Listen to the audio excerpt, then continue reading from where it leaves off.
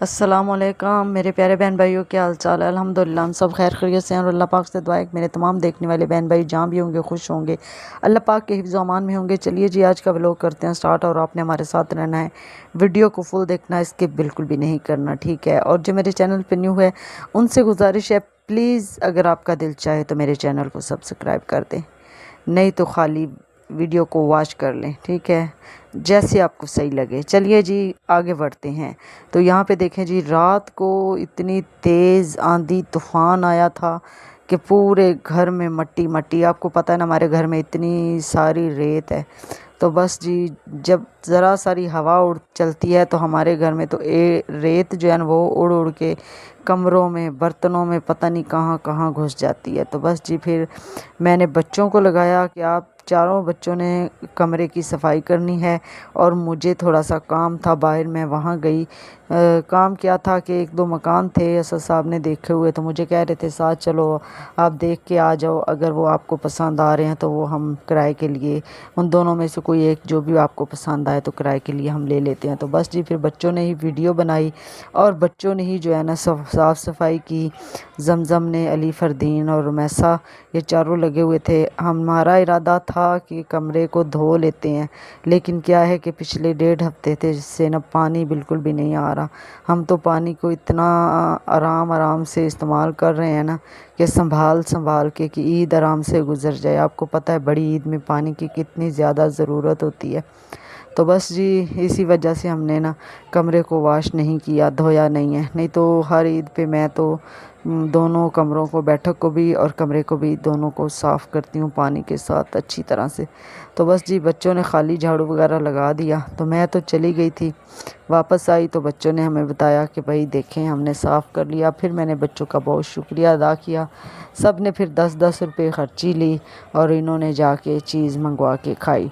तो जो मकान हम देखने गए थे उनमें एक मैंने देखा तो उसमें क्या मसला था कि कमरे तो सही थे लेकिन उनमें जो है ना पानी और बिजली और गैस, ये तीनों चीज़ें नहीं थी। वो मुझे पसंद नहीं आया, वो छोड़ दिया। एक दूसरी जगह हम देखने गए, वहाँ पे जो है ना गैस बिल्कुल भी नहीं थी, पानी भी था, बिजली भी नहीं थी। बिजली भी उन्होंने कहा आपने ख़ुद कहीं ना कहीं से करनी है और गैस भी आपने ख़ुद करनी है। तो इसलिए वो दोनों मकान जो है मुझे पसंद नहीं आए।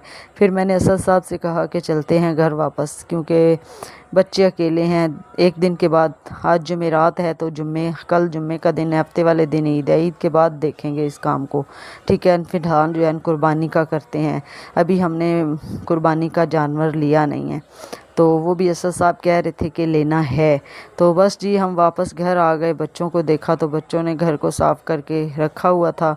बहुत खुशी हुई, चले इतना सा आसरा हो गया कि हम घर पे नहीं होते तो बच्चे जो है घर का काम कर लेते हैं। नहीं तो पहले तो मुझे बहुत मुश्किल होती थी, घर को भी देखना, बच्चों को भी देखना, बच्चे उस वक़्त छोटे थे। तो बस जी अब अल्लाह पाक का मैं जितना शुक्र अदा करूं उतना ही कम है कि मेरा साथ बच्चों का बन गया। बच्चे जो है, मैं घर पे नहीं होती तो बच्चे जो है काम वगैरह कर लेते हैं। वापस आती हूँ तो मुझे टेंशन तो नहीं होती ना कि मेरे ये काम पड़े हुए हैं, वो पड़े हुए हैं, ये करे हुए हैं। बस जी सारे काम काज हो चुके। देखें जी बच्चों ने कितने अच्छे से साफ़ सफाई कर ली।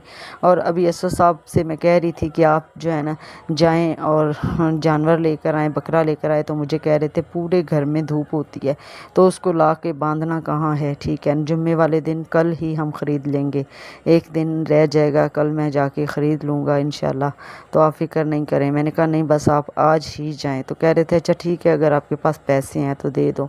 तो मैं आपको यहाँ पे एक बात बताती चलो, मैंने गल्ला रखा हुआ है। मैं हर साल ईद से 2-4 दिन पहले जो है ना गल्ला मंगवा लेती हूँ और उसमें पैसे जमा करती रहती हूँ। जहाँ कहीं से मुझे मिलते हैं, कोई मेरे बहन भाई मुझे अगर मेरे जैज़ कैश अकाउंट में मेरी हेल्प करते हैं, वो भी मैं फिर घर के यूज़ में लाती हूँ, कुछ मैं जमा करती रहती हूँ। जैसे किसी ने 15,000 भेज दिए, 5,000 गले में डाल दिए, 10,000, इस तरह करके ना मैं पूरा साल जो है पैसे जमा करती हूँ।